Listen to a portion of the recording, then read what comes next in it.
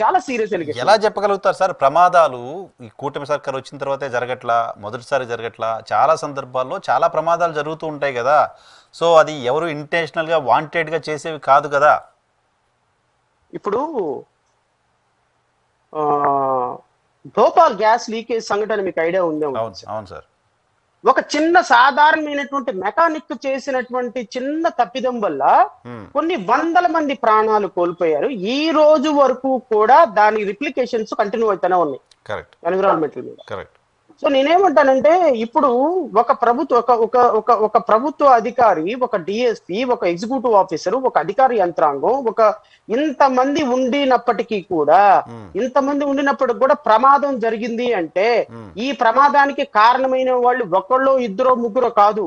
వీళ్ళందరూ కూడా ప్రభుత్వ అధికారులుగా ప్రభుత్వం జీతం తీసుకుంటూ ప్రభుత్వం రెస్పాన్సిబిలిటీ హోల్డ్ చేయకుండా నిర్లక్ష్యంగా ఉన్న కారణంగా, మీరు విజువల్స్ చూసారో లేదో నాకు తెలియదు, మీరు చూసే ఉంటారు. I think you have gone through the visual. పోలీసులు ఆ ఫోర్స్ ని ఎంత ఆ మాబ్ ని ఎలా కంట్రోల్ చేస్తున్నారంటే లాఠీలతోటి కొట్టి ఇస్త్రీ అవతల పడేస్తున్నారు. అంటే అసలు ఈ విధమైనటువంటి సిచ్యువేషన్ రావడానికి కారణం ఎవరు? పోలీసులు. తిరుమల తిరుపతి దేవస్థానం ఈ ప్రపంచంలోనే అత్యంత ధనికమైనటువంటి ఒక బోర్డు. దానికి సెక్యూరిటీ ఏర్పాటు చేసి, బ్యారికేడ్స్ ఏర్పాటు చేసి, వచ్చిన భక్తులకి సెక్యూరిటీ కూడా కల్పించలేనప్పుడు నువ్వెందుకు, నీ బోర్డు ఎందుకు, ఇంత అధికార యంత్రాంగం ఎందుకు అంటున్నా నేను. కొన్ని గైడ్ లైన్స్ ఫిక్స్ చేస్తారు, కొన్ని నిబంధనలు ఉంటాయి. ఆ నిబంధనలు పాటించని వాళ్ళనే కదా ఇప్పుడు గవర్నమెంట్ నిబంధనలు ఫ్రేమ్ చేయగలుగుతుంది తప్ప గవర్నమెంట్ అక్కడ ఫిజికల్ గా పోయి చేయరు. గవర్నమెంట్ అంటే ఆఫీసర్లు. అటువంటి పాటించిన ఆఫీసర్లని, వాటిని సరిగా ప్రాపర్గా హ్యాండిల్ చేయని ఆఫీసర్ని సస్పెండ్ చేశాం కదా మేమని ప్రభుత్వం చెప్తుంది. ఒక 5గురిని సస్పెండ్ చేశారు, ఇంక్లూడింగ్ ఎస్పీ. ఇప్పుడు నరసింహరావు గారు, ఒక ప్రాణం పోయిన తర్వాత, కొన్ని పదుల మంది గాయపడిన తర్వాత, 6గురు చనిపోయిన తర్వాత మీరు ఇద్దరినో ముగ్గురునో ఒక అధికారుల్ని సస్పెండ్ చేశారు. I'm not denying it. కానీ అసలు తిరుమల తిరుపతి దేవస్థానంలో భద్రతా వైఫల్యాలకు సంబంధించి, తిరుమల తిరుపతి దేవస్థానంలో ప్రతి పాలసీ డెసిషన్ కు సంబంధించి, తిరుమల తిరుపతి దేవస్థానంలో ఏ యాక్టివిటీ జరిగినప్పటికీ పూర్తి బాధ్యత వహించాల్సిన పాలక మండలి మీద ఎందుకు యాక్షన్ తీసుకోలేదు? పాలక మండలి క్షమాపణ చెప్పింది కదా.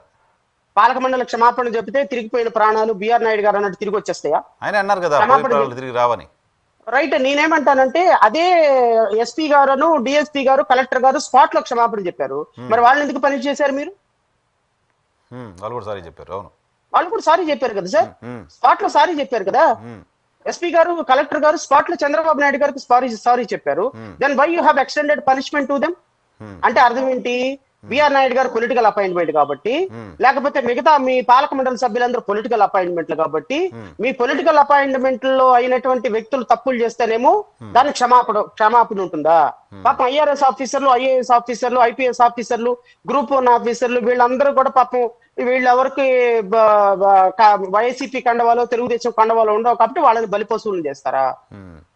ఇది మనం పాటించేటువంటి న్యాయం అంటామా? నిజంగా మీరు యాక్షన్ తీసుకోవాలి అంటే పాలక మండలి మొత్తాన్ని రద్దు చేయమనండి. ఎందుకు అంటే పాలక మండలి నిన్న జరగాల్సినటువంటి, రేపొద్దున వైకుంఠ ఏకాదశి రోజున జరగాల్సినటువంటి కొన్ని వేల మంది, లక్షల మంది భక్తులు వస్తారని తెలిసినప్పుడు వాళ్ళకి ఏ విధమైన విధి విధానాలు ఉన్నాయి, ఏ విధమైన విధి విధానాలు టోకెన్ నిలవాలని డెసిషన్ తీసుకోవాల్సింది పాలక మండలి బోర్డు. పాలక మండలి బోర్డు ఏమైనా దాని మీద ఇనీషియల్ గా దాన్ని రివ్యూ చేసి ఇన్స్ట్రక్షన్స్ ఏమైనా పాస్ చేసిందా? చెప్పండి సార్. లేదు. పాలక మండలి ఇనీషియల్ గా ఏమైనా ఎక్కడ ఒక ఆయన చూస్తేనేమో కర్ణాటకలో ఉంటాడు, ఇంకో ఆయన చూస్తేనేమో తమిళనాడులో ఉంటాడు, ఇంకో ఆయన చూస్తే నర్సిరెడ్డి గారేమో తెలంగాణలో ఉంటాడు, ఇంకో ఆయన చూస్తే ఎంఎస్ రాజు గారు చూస్తే అనంతపురంలో ఉంటాడు, ఇంకో ఆయన చూస్తేనేమో టీవీ డిబేట్ లో ఉంటాడు. వీళ్ళందరూ కలిసి కూర్చొని చేసేటువంటి అవకాశం ఎక్కడ ఉంటుంది? అసలు ఒక ఆయనేమో బిజినెస్ చేసుకుంటా ఉంటాడు, ఇంకో ఆయన తమిళనాడులో, కర్ణాటకలో, కేరళలో, తెలంగాణలో మీరు పొలిటికల్ అపాయింట్మెంట్లు ఇస్తే ఇలా ఎలా జరుగుతుంది నరసింహరావు గారు? ఇప్పుడు నేను ఇంతకు ముందు ఏం చెప్పాను, ఈ విధమైన పొలిటికల్ అపాయింట్మెంట్ వల్ల వీళ్ళెవ్వరూ కూడా తిరుమల తిరుపతి దేవస్థానానికి రారు, పాలసీ డెసిషన్ మీద డిస్కషన్ జరగరు. జీడిపప్పులు టీ తాగడానికి ఒకసారి వచ్చి కూర్చొని జీడిపప్పులు టీ తాగి సంతకాలు పెట్టేసి మామ అనిపించేసి వెళ్ళిపోతారు, ఎవరికి వాళ్ళు వెళ్ళిపోతారు. ఇప్పుడు ఒక ధార్మికత, ఆధ్యాత్మికత, పొలిటికల్ తో సంబంధం లేని, బిజినెస్లతో సంబంధం లేని, బిజినెస్లతో ఈ టీవీ ఛానళ్లతో సంబంధం లేని వ్యక్తులను అక్కడ కూర్చోబెడితే వాళ్ళ కంప్లీట్ సమయం మొత్తాన్ని దేవుడికి అంకితం చేస్తారు. కరెక్ట్, మీరు డిమాండ్ చేశారు కూడా గతంలో అది లడ్డు ఇష్యూ. దేవుడికి అంకితం చేస్తారు. దేవుడికి అంకితం చేసి అక్కడ కూర్చొని ఇదిగో రేపొద్దున వైకుంఠ ఏకాదశి రోజున ఏమైనా ఎలా తీసుకోవాలి, నిర్ణయాలు ఎలా తీసుకోవాలి, లడ్డు నాణ్యత ఎలా ఉండాలి, ఎవరికి కాంట్రాక్ట్లు ఇవ్వాలి, ఏ విధంగా అడ్మినిస్ట్రేషన్ జరగాలనే దాని మీద ఒక డిస్కషన్ జరుగుతుంది.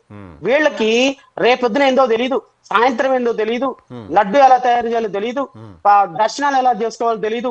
పొలిటికల్ అపాయింట్మెంట్లు ఇచ్చే చంద్రబాబు నాయుడు అందరికీ అడ్మినిస్ట్రేషన్ వాళ్ళ మీద వదిలేస్తే వాళ్ళు తీసుకునే నిర్ణయాలకి పాప అధికారులు బలైపోతున్నారు కదా. అల్టిమేట్ గా అధికారులు మీద తోచేసినటువంటి, నేను ముఖ్యమంత్రిని అడుగుతున్నా చంద్రబాబు నాయుడు, బిఆర్ నాయుడు అనేటువంటి ఒక చైర్మన్ ని మీరు ఎందుకు సస్పెండ్ చేయలేదు, ఎందుకు రిమూవ్ చేయలేదు ఆయన్ని? బికాస్ 6 చనిపోయినది చాలా చిన్న విషయం కాదండి. అసలు వైకుంఠ ఏకాదశి రోజున టోకెన్ ఇష్యూ చేయాలో, ఎలా వాళ్ళని కంట్రోల్ చేయాలనే దాని మీద వాళ్ళకి ఏ విధంగా మార్గదర్శకాలు నిర్ణయించాల్సింది టీటీడీ బోర్డు అండి. టీటీడీ బోర్డు ఏమైనా సరే గత 2-3 ఇన్సిడెంట్ జరగడానికి 2-3 రోజుల ముందు ఏమైనా ఇన్సిడెంట్ కు సంబంధించి లేకపోతే ఏ విధంగా చేయాలనే దాని మీద మార్గదర్శకాలు ఇచ్చిందా లేదా? మార్గదర్శకాలు ఇవ్వకపోతే బోర్డుని ఎందుకు రెస్పాన్సిబిలిటీ చేయలేదు?